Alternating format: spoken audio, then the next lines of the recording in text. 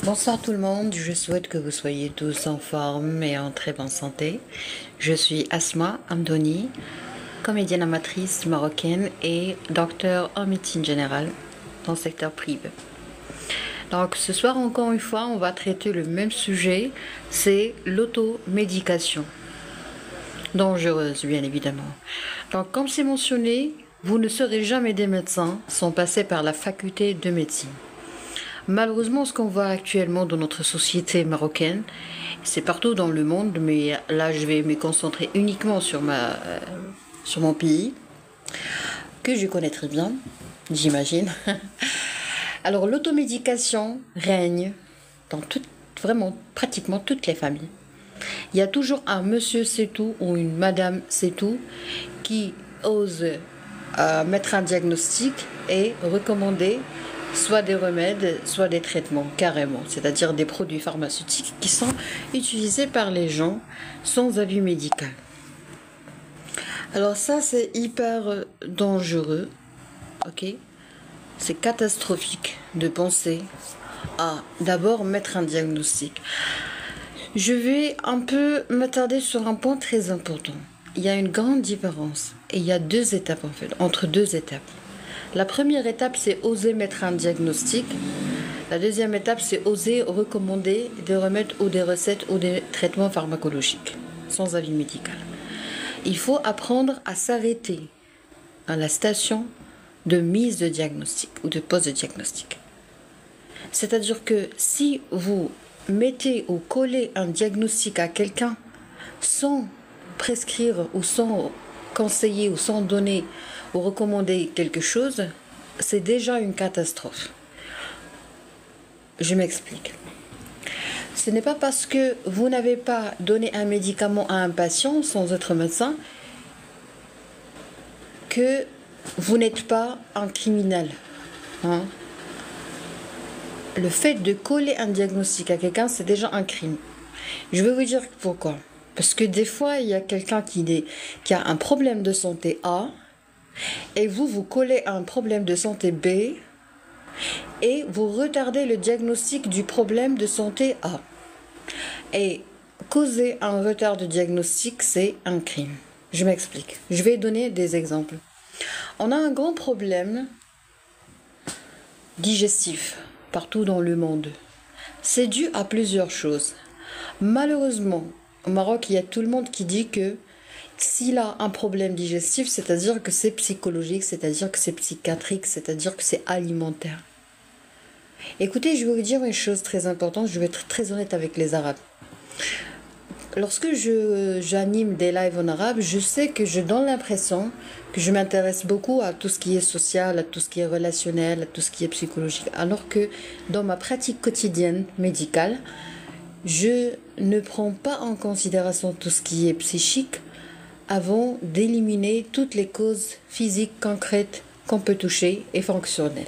D'accord? C'est-à-dire que quand je commence à raisonner face à mon patient, j'oublie carrément tout ce qui est psychologique pour se concentrer sur le concret. Alors le concret, ça demande un savoir, ça demande un savoir-faire, ça demande un savoir-être, ça demande des compétences. Le concret, c'est-à-dire le physique, les problèmes de santé physique, ça demande un diplôme de médecine. C'est pas facile. Le concret ou le physique ou le problème de santé qu'on peut toucher, ça demande beaucoup d'informations, beaucoup de pratiques. Alors les gens qui n'ont pas fait tout ça, les gens qui n'ont pas ce pouvoir, ce savoir, qui n'ont pas ce savoir-faire, qui n'ont pas ces compétences, qu'est-ce qu'ils font? Eh bien, ils choisissent la voie la plus facile. La voie la plus facile, c'est de coller l'étiologie psychologique à toutes les plaintes digestives. C'est-à-dire, vous avez mal à l'estomac, vous allez vous dire que j'ai un stress. Vous avez mal au niveau du ventre, vous allez vous dire j'ai un trouble, j'ai besoin d'un tel ou tel complément alimentaire. Vous croyez que c'est aussi simple que ça? Pourquoi vous croyez que c'est aussi simple que ça? Parce que vous ne voulez pas comprendre et vous voulez choisir la voie la plus facile pour vous. Alors, vous ignorez quelque chose, donc automatiquement, vous n'allez pas penser à ce que vous ignorez. C'est très simple. Alors là, on va creuser un peu sur le plan médical, concret, physique, chimique, biologique, pour comprendre ensemble certains problèmes de santé dont le retard de diagnostic est une catastrophe. On va parler de la gastrite et de l'ulcère gastrique.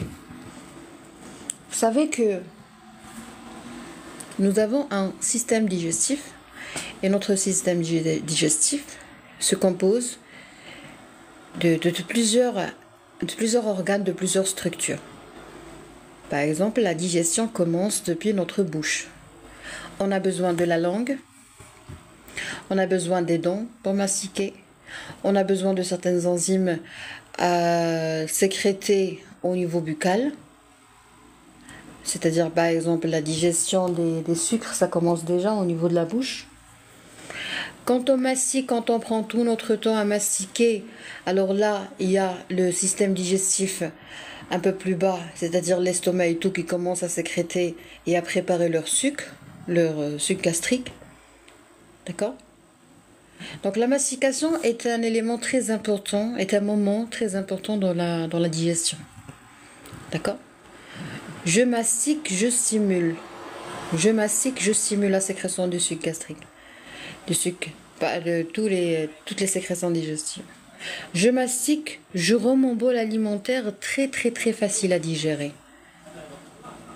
Donc, avant de dire à quelqu'un que tu as un problème de côlon irritable, c'est honteux, hein, c'est honteux de faire la médecine, c'est honteux de faire le travail d'un médecin sans autre médecin.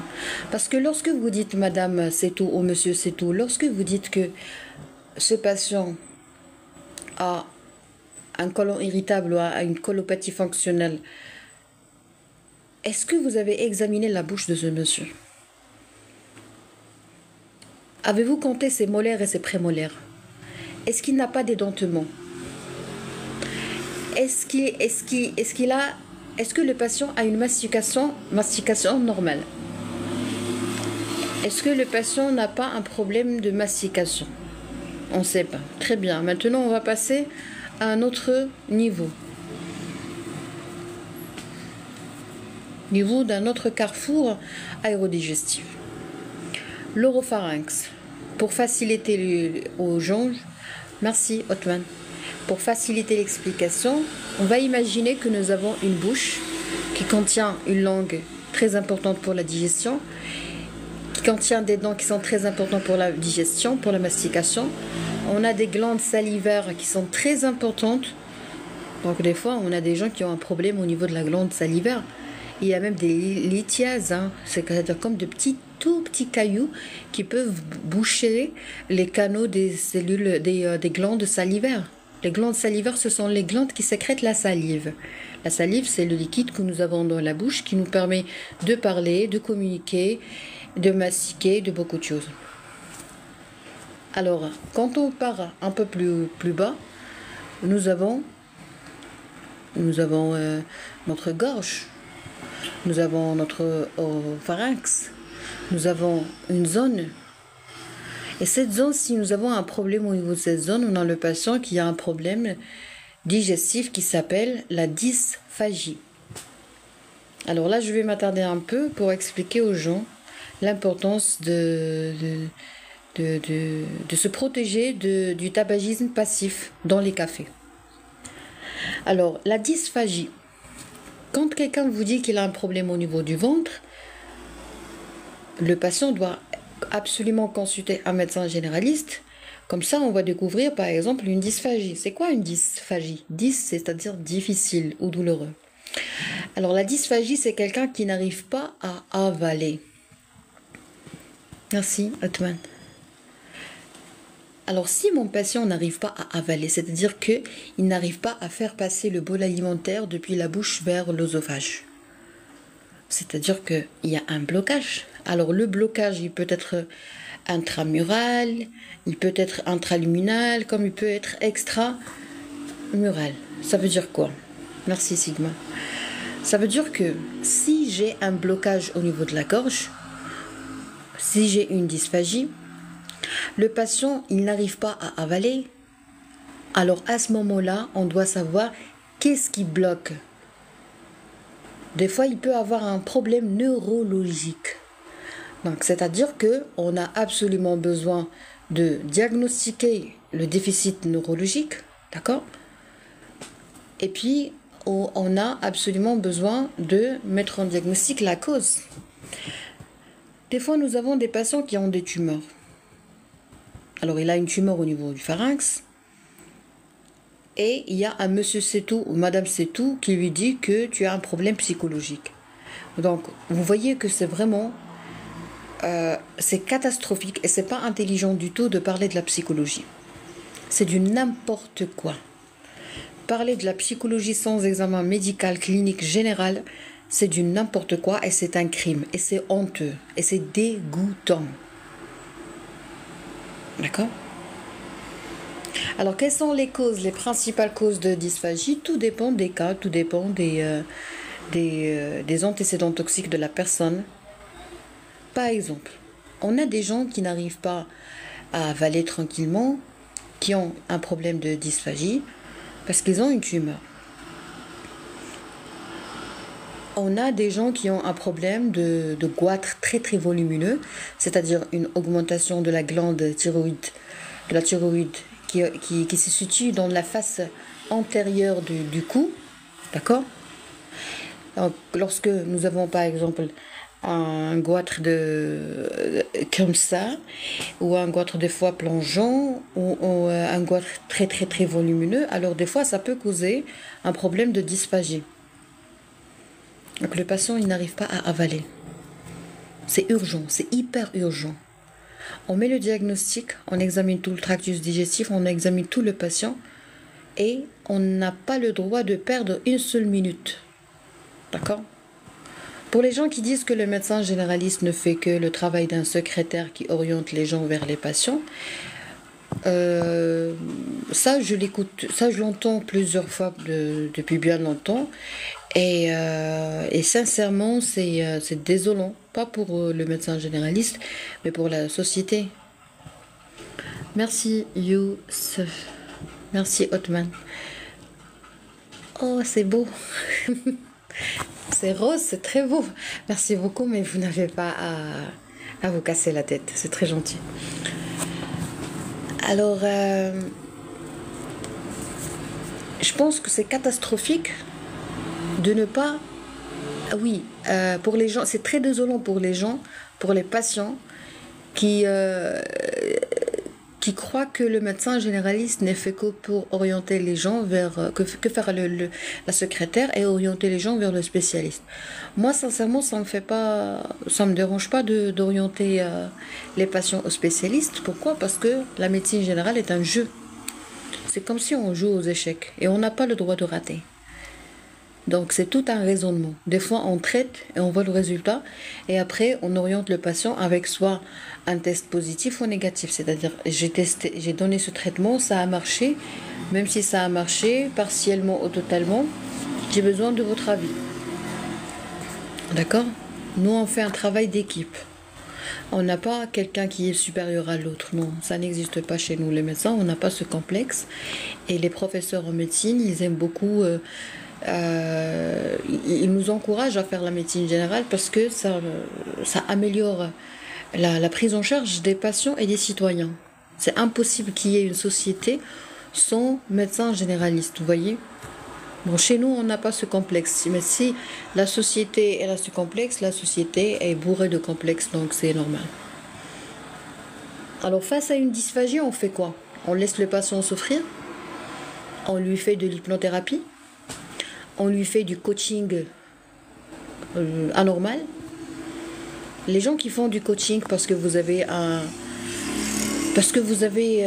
une apathie par exemple, parce que vous avez une anédonie, vous n'avez pas envie de vivre, vous partez faire du coaching, c'est catastrophique. Vous n'avez pas envie de manger, vous avez une anorexie. S'agit-il d'une anorexie ou d'une dysphagie? Il y a des gens qui ne veulent pas manger pas parce qu'ils ont une anorexie ou pas parce qu'ils sont en dépression, pas parce qu'ils ont besoin d'un coaching, non. Il y a des gens qui n'arrivent pas à manger parce qu'ils ont une dysphagie. Au niveau du cou, au niveau de la gorge, à l'intérieur, il y a un blocage. Il y a un blocage. Donc à ce moment-là, tout dépend des cas. On peut soit recourir directement au gastro, soit recourir à un médecin spécialisé en ORL pour pouvoir faire l'endoscopie et visualiser dans une caméra qu'est-ce qui se passe à l'intérieur et prendre des biopsies, c'est-à-dire prendre un tout petit peu de tissu pour l'étudier sous microscope chez un pathologiste. D'accord? Alors, l'étude histologique de cette partie qui va être prélevée de cette gorge ou de ce pharynx qui est anormal. Alors, c'est cette étude histologique qui va permettre le diagnostic vrai, correct et juste. Donc, au lieu de baratiner et de parler du coaching, de l'enfant intérieur, du pervers narcissique, de la zone de confort, de la phobie sociale, des attaques de panique, au lieu de bavarder, de baratiner, il faut apprendre à se taire, parce que se taire, c'est merveilleux. C'est merveilleux de se taire. Autre chose, la gastrite, l'inflammation de la muqueuse gastrique. Vous avez un estomac, on a tous un estomac. Oui, je sais que quand on a une excitation vagale d'un nerf qui s'appelle le nerf vague, quand on est stressé, ça peut très bien provoquer une sécrétion très intense d'HCl qui est très très très nocif pour la muqueuse gastrique. Genre, vous n'avez pas administré de la viande, vous n'avez pas mangé de la viande, et il y a votre corps qui agit comme si vous avez mangé de la viande et vous voulez la dégrader. Donc qu'est-ce qui se passe? On a l'estomac qui sécrète beaucoup d'HCl, qui est vraiment très très très fort, et il peut même perforer votre estomac. Oui, je sais que ça existe.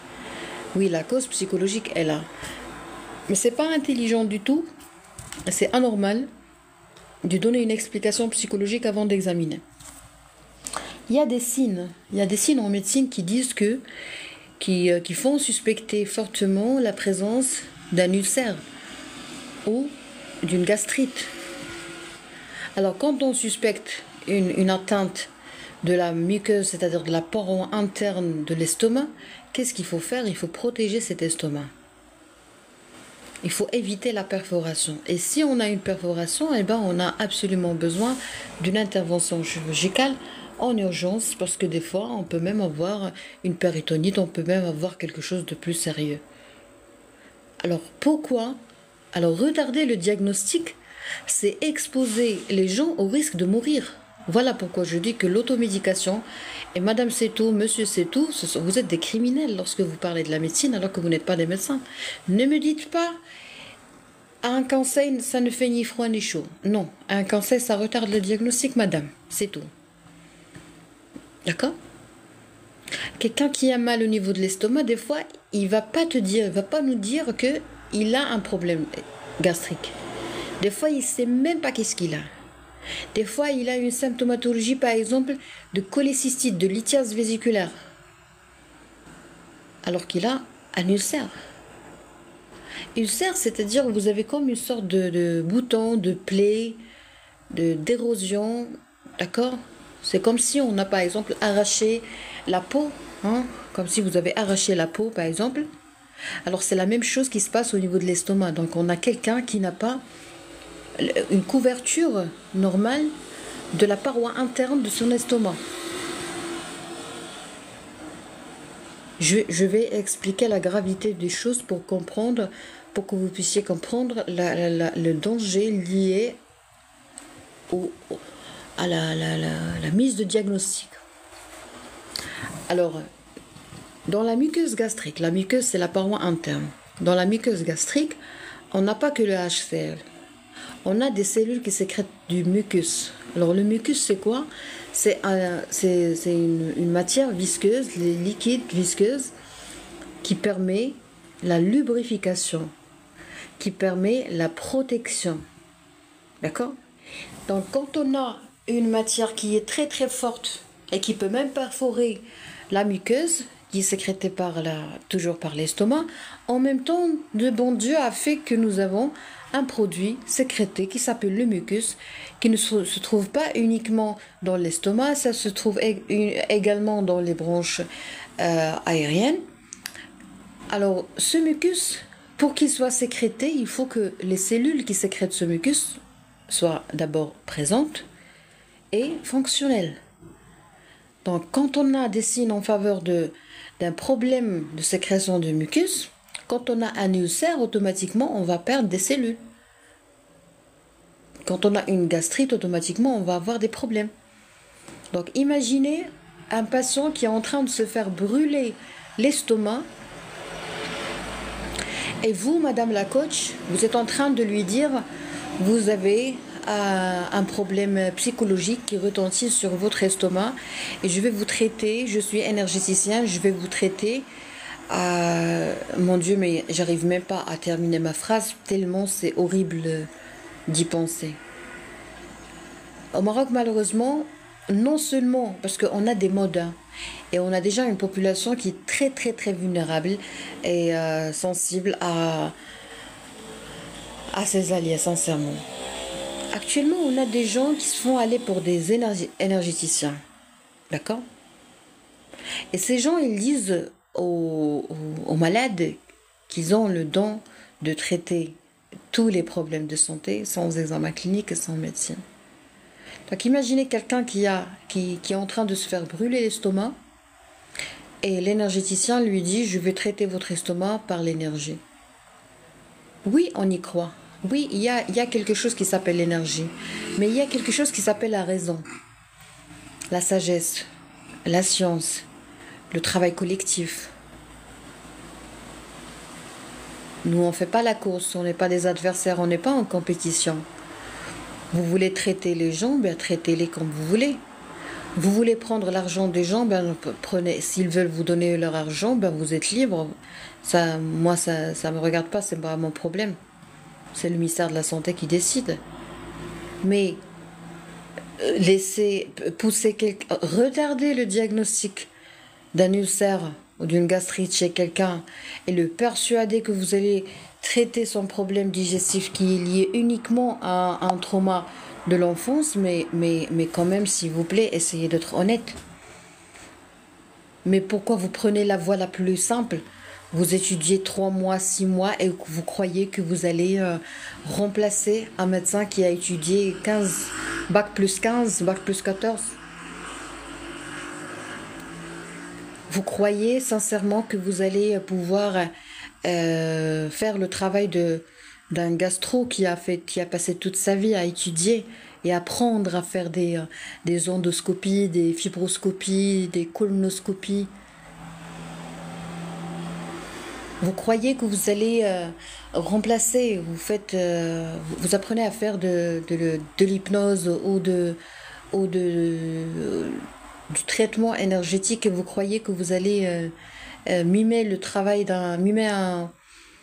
un chirurgien viscéraliste qui a appris à opérer des appendicites, qui a sauvé des gens qui avaient des péritonites, qui a sauvé des gens qui avaient une appendicite, appendicite et des fois péritonite appendiculaire, c'est-à-dire que l'appendice, inflammé, surinfecté, tout ce que vous voulez, s'éclate dans l'abdomen. Et quand elle s'éclate, on a de l'inflammation, de l'infection partout et on peut même arriver à un stade de sepsis. C'est-à-dire beaucoup d'infections dans tout le corps et le patient, il peut très bien mourir par un choc septique. Ça existe. Est-ce que vous voulez, cher énergéticien ou thérapeute ou coach, ou je sais pas moi, mais vous êtes des criminels. Mais sincèrement, vous êtes des criminels. Vous savez pas comment mettre un diagnostic d'ulcère gastrique et vous osez traiter les gens qui souffrent d'un problème digestif sans même les orienter vers un médecin. Mais pourquoi tout ça? Pour l'argent? On sait très bien que c'est pour l'argent. Mais faites du commerce. Faites du commerce, ça serait merveilleux. Faites du coaching. Il est où le problème si vous faites du coaching?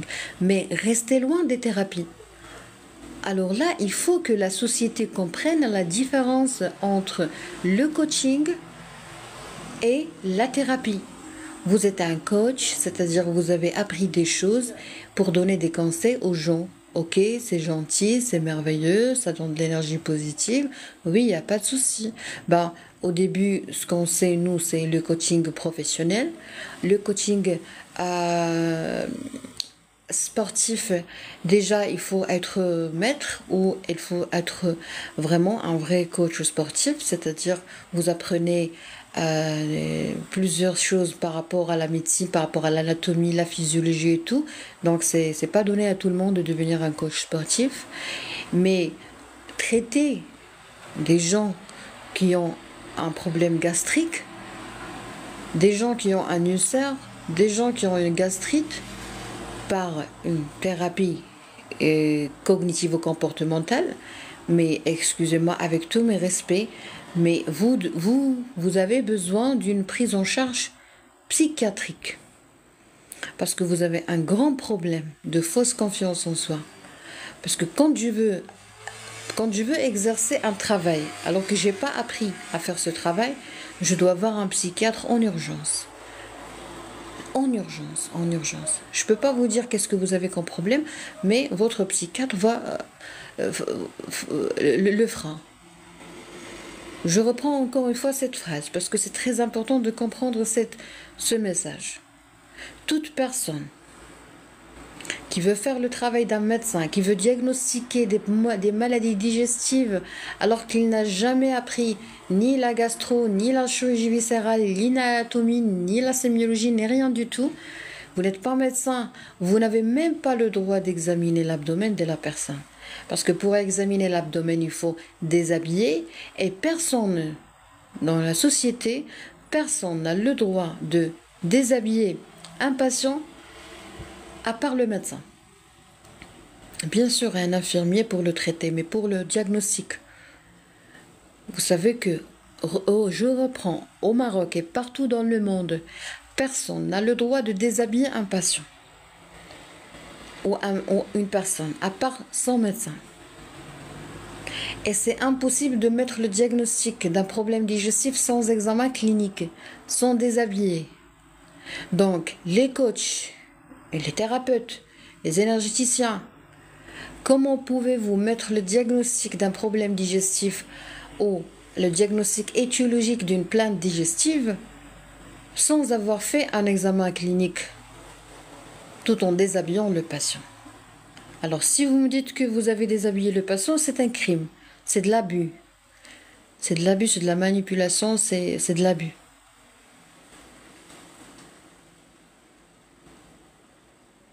Vous voulez traiter l'enfant intérieur et vous allez traiter l'estomac. Et si la personne a une tumeur gastrique, on fait quoi? On traite le petit enfant intérieur, oui. Et la tumeur, on fait quoi avec? On retarde le diagnostic. Pourquoi? Parce que vous voulez être un héros. Parce que vous voulez des applaudissements. Parce que vous voulez montrer à la société que vous êtes merveilleux, que vous êtes top, que vous êtes wow. Vous avez besoin d'attention.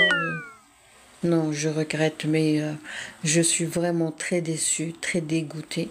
Parce que je vois sur Internet et dans la vraie vie. D'accord? Vous avez un problème gastrique, vous devez parler avec quelqu'un qui a appris à traiter et à diagnostiquer les problèmes gastriques. D'abord, vous faites la consultation chez un généraliste. Vous devez normalement avoir votre propre médecin de famille. C'est-à-dire un médecin qui, à chaque fois que vous avez des questions, vous avez des doutes, vous voulez déménager. On ne consulte pas un médecin de famille tout simplement pour lui dire est-ce que j'ai un cancer ou pas, ou est-ce que j'ai une catastrophe ou pas, non, médicale ou pas, non. Non. Un médecin de famille, ça devient comme un membre de la famille, mais très très neutre. D'accord? Sans empathie, sans souffrance, sans rien du tout. Un médecin de famille, moi je pense que c'est une personne qui est très importante dans notre vie. Ça donne de la force. Merci Yosa. Ça donne de la force. quand on a besoin de la force, soit on fait la prière, soit on fait du sport, soit on recourt à nos parents, soit on prépare une fête, soit on part chez notre médecin de famille pour lui dire bonjour docteur, s'il vous plaît, je me sens faible, je me sens perdue. C'est comme un deuxième papa, c'est comme une deuxième maman, c'est comme une tante, un oncle, un parent. Voilà.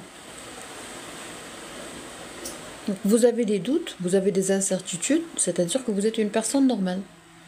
Il ne faut pas montrer ça à la société, oui, je suis d'accord, mais il faut toujours avoir un miroir, comme je l'ai déjà expliqué. Donc je pars, vous avez mal à l'estomac, vous avez mal au ventre. Donc vous voulez faire du coaching, vous voulez être écouté, vous avez l'impression que vous êtes bien compris lorsque vous écoutez, lorsque vous regardez une vidéo d'un coach, vous devez savoir que ça, c'est de la manipulation. Moi-même, maintenant, je suis en train de vous manipuler. Par exemple, au lieu de dire, regardez-moi, je vais dire une phrase et après, je vais la dire autrement.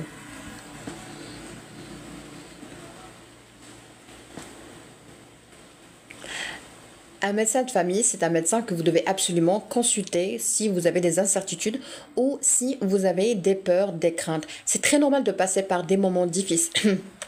C'est très normal de passer par des moments difficiles. C'est très normal de vraiment perdre tout type de self-confidence. Alors, self-confidence, c'est la confiance en soi. Je ne sais pas si vous le connaissez, mais moi, parce que je communique très bien en anglais, c'est pour ça que que je comprends. Vous voyez? Alors ça, c'est une façon de parler. Par contre, là, je suis en train de vous manipuler et je me manipule.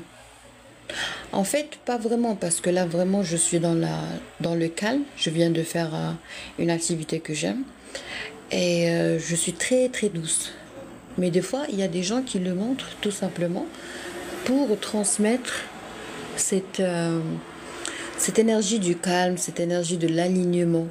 Alors nous, les médecins et les thérapeutes, les vrais hypnothérapeutes et les vrais psychologues et les vrais psychothérapeutes, ils savent très bien comment faire la différence entre quelqu'un qui veut juste impressionner et quelqu'un qui vraiment qui adhère à ce qu'il dit et qui baigne dans l'alignement. Vous voyez?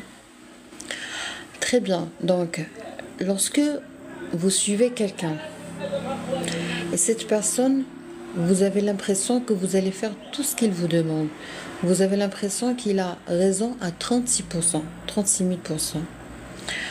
Lorsque vous suivez naïvement et inconsciemment quelqu'un juste après avoir vu une de ses vidéos, vous devez toujours vous rappeler que vous avez un médecin traitant.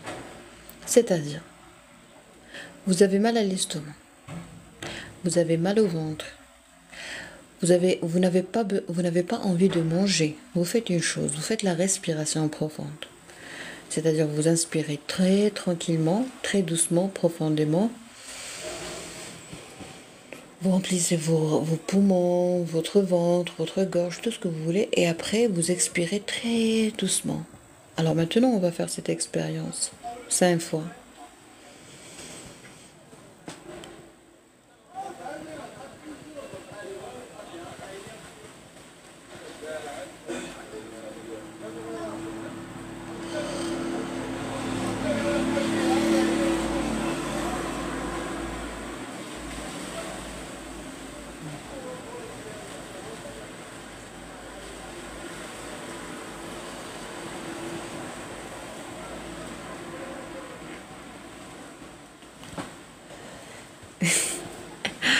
Vous savez, quand j'ai fait ça, j'ai toujours eu l'habitude de faire ça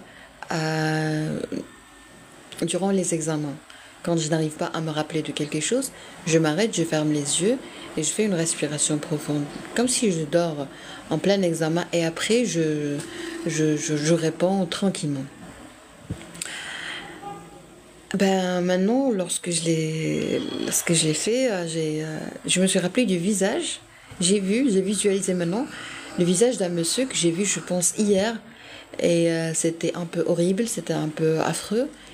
et avec un regard anormal, vous voyez? C'est-à-dire que vous connaissez les gens qui, le regard qui va être suivi par une gifle, vous, vous savez, vous connaissez. Et ce monsieur, il m'a toujours fait peur depuis des années parce que lorsque je regardais depuis ma fenêtre, là où je vivais, et il passait et il était un peu anormal. Alors moi, une fois, j'ai fait la respiration maintenant tranquillement et j'ai visualisé son visage, mon Dieu.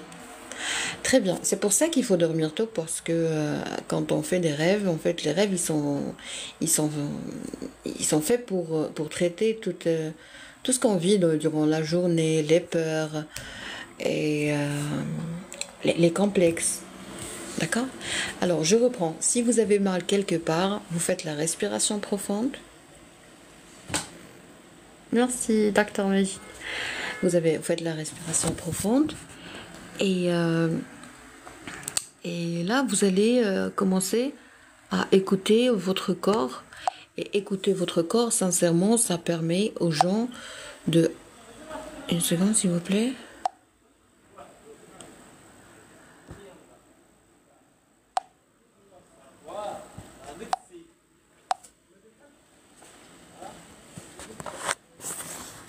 Docteur Magid, je vous souhaite la bienvenue. Maintenant, vous pouvez commenter. Je...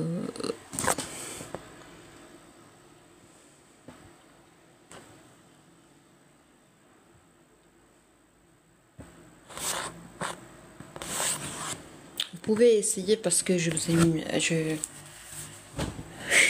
Je vous ai recruté comme, comme modérateur, si vous permettez, bien sûr, si vous acceptez, bien sûr.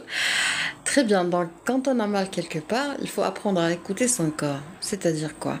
C'est-à-dire que, par exemple, vous vous dites, j'ai pas envie. J'ai pas envie Bonsoir, bonsoir, docteur Magid, ça va, vous allez bien?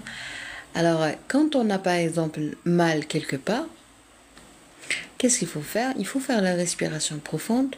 Et quand on fait la respiration profonde, on oxygène notre cerveau et quand j'oxygène mon cerveau, ça permet de diminuer la sensation de stress et même la sécrétion des substances de stress. Et après, quand je ne suis plus stressée, c'est comme si par exemple quelqu'un a bu de l'alcool. Pourquoi les gens boivent de l'alcool? Pour plusieurs raisons. Et parmi ces raisons, toujours un plaisir de vous écouter. Oh, merci beaucoup, cher confrère. Alors, pourquoi les gens ils boivent de l'alcool? Il y a une grande part des gens qui boivent de l'alcool tout simplement pour se libérer. Se libérer de quoi? Se libérer du jugement, se libérer de la timidité. Alors, sortir de leur zone de confort. Voilà pourquoi il y a des gens qui, quand ils boivent de l'alcool, ben vraiment, ils deviennent une autre personne, très très saine d'esprit, très libre, très courageuse, très audacieuse. Et quand on est plus stressé par le jugement, alors à ce moment-là, on devient plus vigilant, on devient plus intelligent. Vous voyez? Donc, nous aussi, on peut faire la même chose, même si on n'est pas des buveurs, on peut très bien oxygéner le cerveau. Si vous voulez gâter le cerveau, c'est bien l'oxygéner par la respiration profonde, c'est bien s'hydrater, d'accord? C'est-à-dire boire de l'eau, c'est bien dormir, d'accord? Moi, j'ai commencé à traiter mon insomnie et je pense que c'est très important d'être égoïste en matière de santé, d'accord? Mais ce que j'aime en moi, aujourd'hui, j'ai fait une toute petite réalisation. J'ai réalisé que je ne suis pas stupide. Mon Dieu, mon Dieu. Moi, vraiment, je dois un peu baisser le niveau de spontanéité chez moi. C'est catastrophique. Alors, je m'explique pourquoi je me sens pas stupide. Parce que dans la vie, en fait... Moi, je reçois beaucoup de critiques par jour depuis des années, de la part de tout le monde, imaginez. Donc, j'ai remarqué un truc. Un soldat, par exemple, ou un commandant. Un commandant, il travaille partout. Il travaille partout.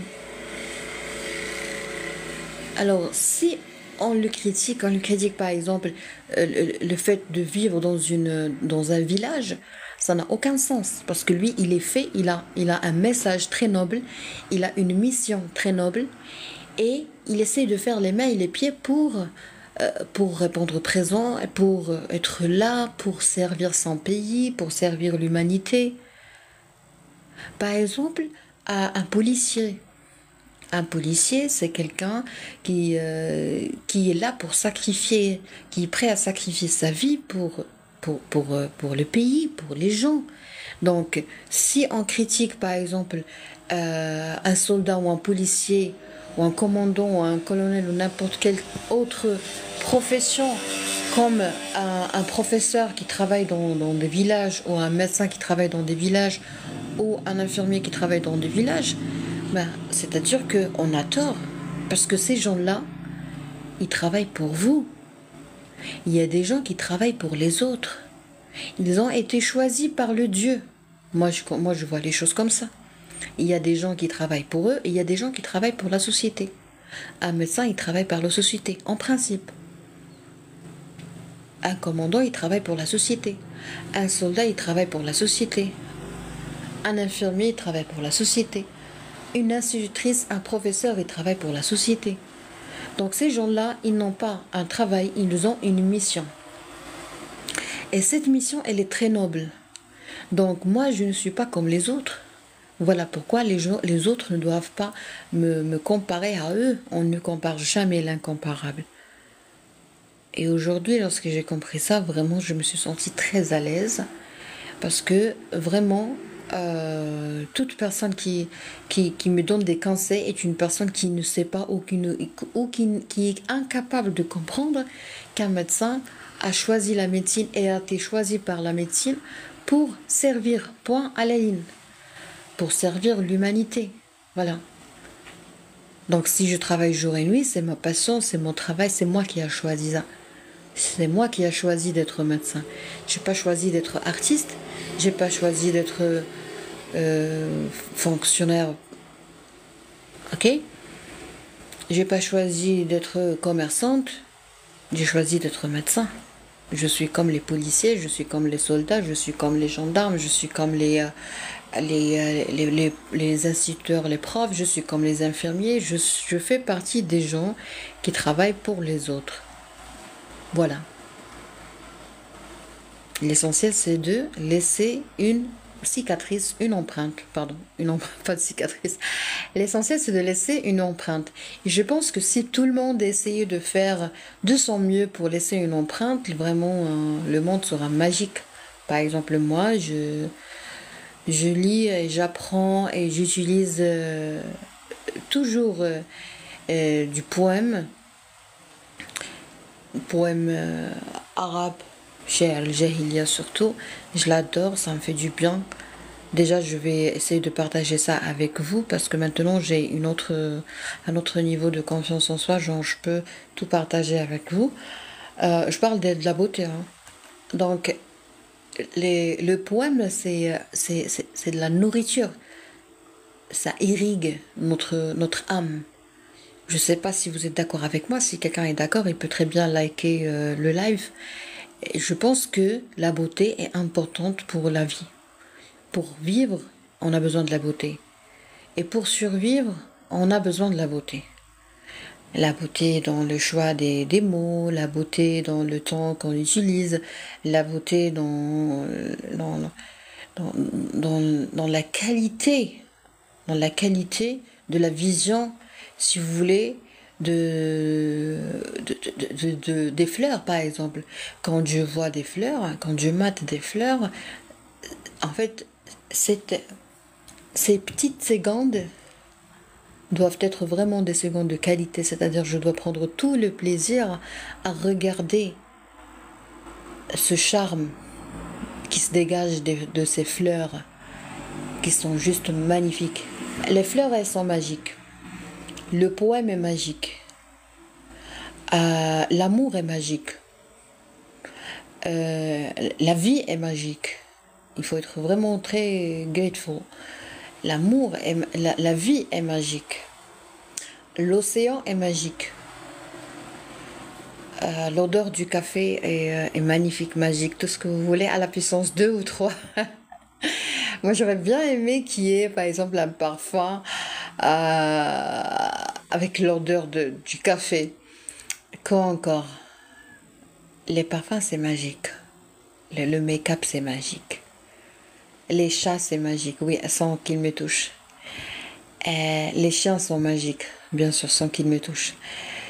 Et quoi encore? Les oiseaux sont magiques, bien sûr, sans qu'ils soient prisonniers. Et quoi encore? Les couleurs. Les couleurs elles sont magiques. Si vous voulez, par exemple, choisir quelque chose, je vais vous montrer un sac à cadeau, d'accord? Un petit sachet que j'ai vu ce matin dans la librairie, mais j'étais trop pressée. Voilà pourquoi je ne l'ai pas acheté. Je vais l'acheter et vous le montrer parce que en fait, je confectionne, je tricote et je fabrique des choses juste magnifiques, hein. Si vous voulez, je peux partager ça avec vous ultérieurement. Je le faisais avant. Les belles paroles aussi. Oh mon Dieu, oui, docteur. Les belles paroles, vous savez que des fois, vous m'avez touché, sincèrement. Mais dans un sens positif. Les belles paroles, vraiment, ça reste gravé dans l'esprit. Oui, vous avez parfaitement raison. Et vous savez que quand on prend du poids, quand on prend du poids, et quand on met un tailleur qui est trop bien fait, tellement il est trop bien fait, que il cache notre surpoids. Et il nous donne vraiment l'impression qu'on a qu'on a une taille, qu'on a une silhouette juste magnifique.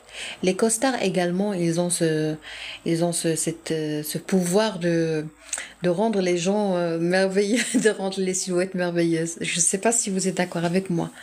Par exemple, une veste Armani automatiquement va donner un aspect très très très très musclé, très costaud à un homme. Moi j'ai une veste, je me rappelle même pas de la marque. Je l'ai acheté de Cooper, mais je pense que, alors une seconde.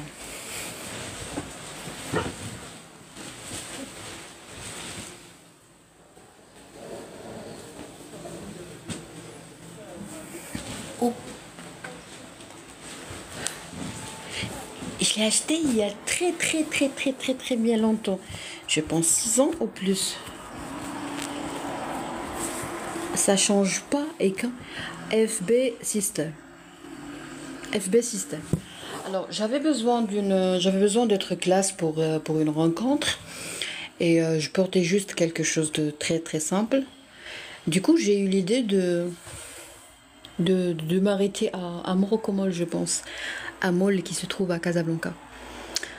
Je me suis arrêtée, je me suis dit, Asma, tu peux pas. Tu achètes n'importe quoi comme ça, juste pour donner l'impression que t'es classe. Et j'ai acheté cette veste. Et vous n'allez pas croire que tellement elle est trop bien faite, tellement elle est trop bien faite, que j'ai. Ça m'a pris une année pour apprendre qu'elle a des poches.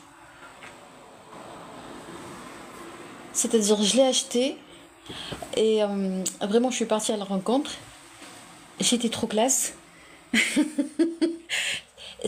et après un an de l'achat, j'ai découvert qu'elle avait des poches. Et les poches, elles sont tellement bien faites que lorsque je mets quelque chose, ça tombe pas. Lorsque je mets mon téléphone, ça tombe pas, même s'ils sont petites. Donc, c'est-à-dire que vraiment, quand on achète quelque chose, quand on trouve quelque chose cher, ça ne veut pas dire que c'est cher, non du tout. Mais c'est peut-être, je dirais, significatif à le prix, peut-être significatif à la qualité, tout simplement. Des poches invisibles. Je passais une année, je la portais pendant une année sans découvrir qu'il y avait des poches. Imaginez. Pourquoi? Parce que c'était vraiment trop bien fait. Je ne sais pas si j'ai bien passé le message parce que je suis un peu fatiguée. Ah oui, donc cette veste a été lavée à plusieurs reprises. Et pourtant, Il n'y a aucun changement, aucune modification. Je pense que ça fait plus de 5 ans ou de 6 ans que je l'ai acheté. Elle se lave fréquemment. Elle change pas. Donc, pourquoi? Parce que tout simplement, la personne qui l'a fabriqué et le chef responsable de la fabrication de cette veste, il était sincère, il aimait son travail tout simplement. Quand on aime notre travail, on fait de belles choses, on laisse l'empreinte. Voilà. Donc si vous aussi vous faites un bon travail, vous allez laisser des empreintes. Il faut apprendre à laisser des empreintes. Il faut apprendre à écrire. Moi, je rêve d'écrire mon livre. Ça, c'est une femme qui m'envoie un message à 1 h du matin. J'apprécie pas.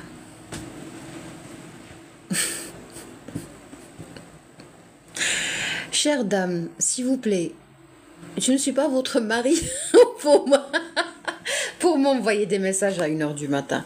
Je ne suis pas votre esclave. J'appartiens pas à vous. Et les gens doivent comprendre que on n'appartient pas à vous. On n'est pas disponible et on n'a pas à être disponible pour vous à 1 h du matin. Je comprends pas ce délire, mais je comprends très bien ce que je ressens. Très bien, donc, je suis un peu fatiguée, je dois partir, sinon j'ai eu tout le plaisir à discuter avec vous. Docteur Magid. Ah non, ça c'était un message important.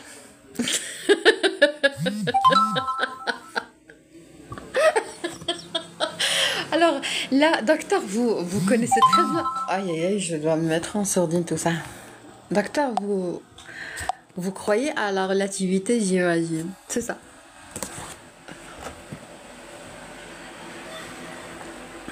Très bien, donc je vous souhaite une excellente soirée.